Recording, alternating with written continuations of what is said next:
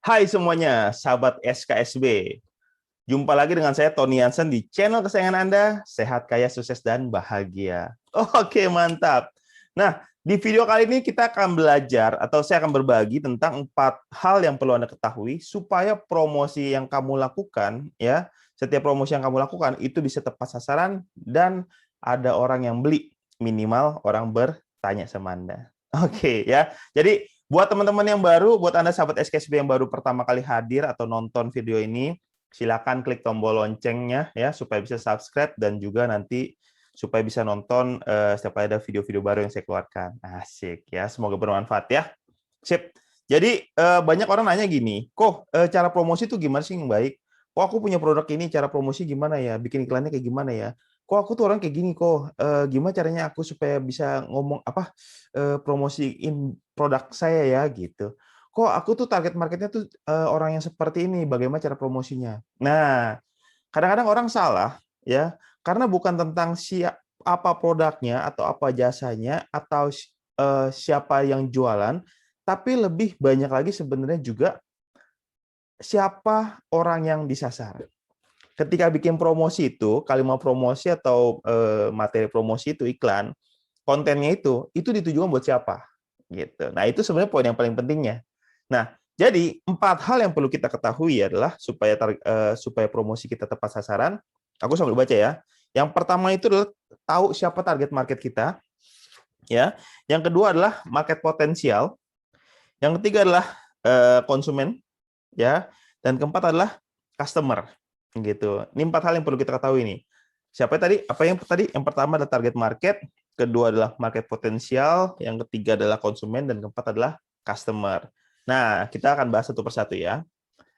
Target market itu siapa, Ton? Target market itu apa? Target market itu adalah benar-benar orang yang kita mau bidik, ya.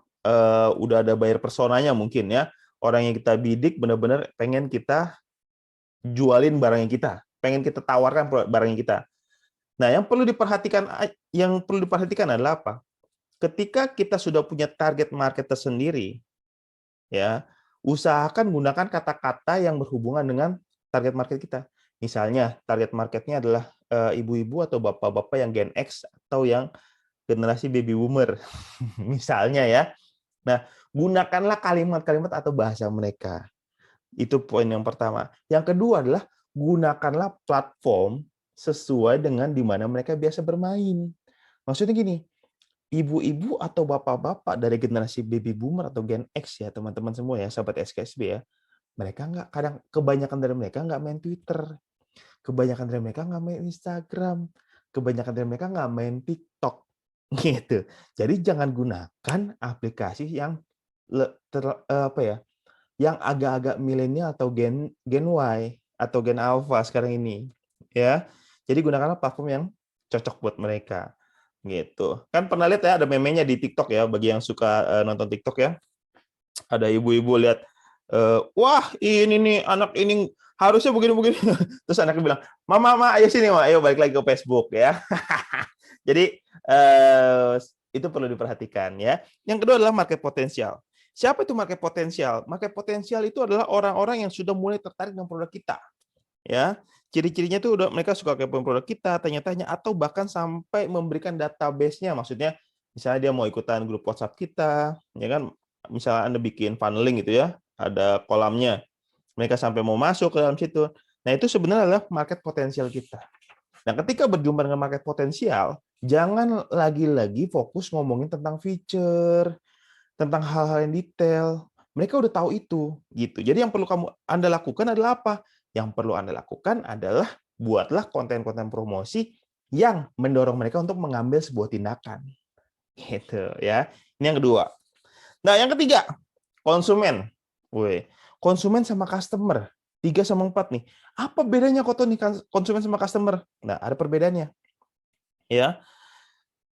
Eh konsumen itu adalah orang yang menggunakan produk kita.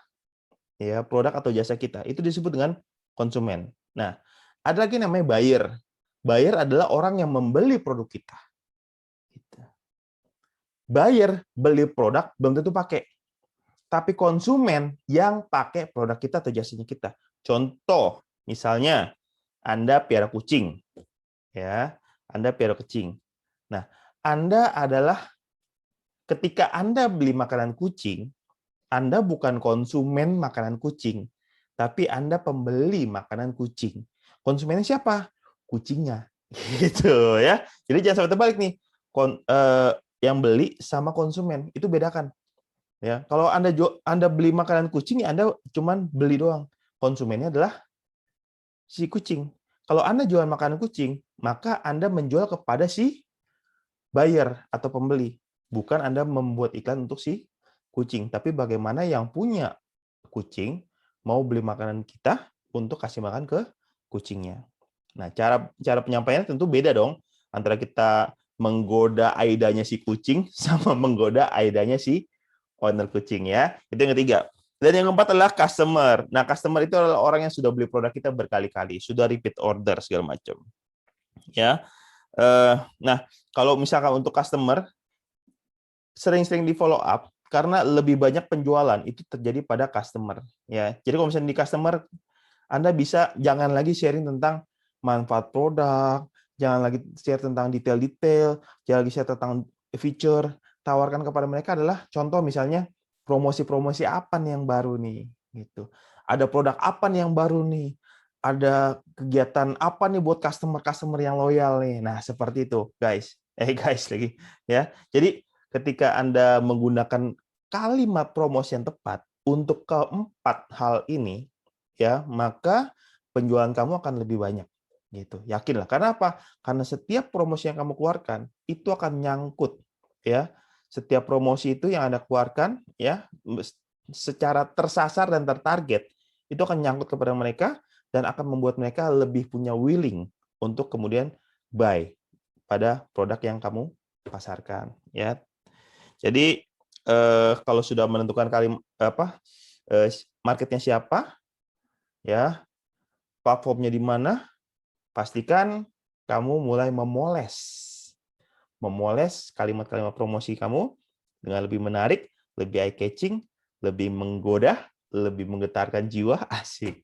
Dan yang pasti adalah jangan lupa CTA-nya. Yang penting mereka beli. Oke, sampai sini aja untuk video kita kali ini. Semoga bermanfaat dan buat kamu yang belum subscribe, ingat ya, klik tombol loncengnya di sini ya. Iya, sini.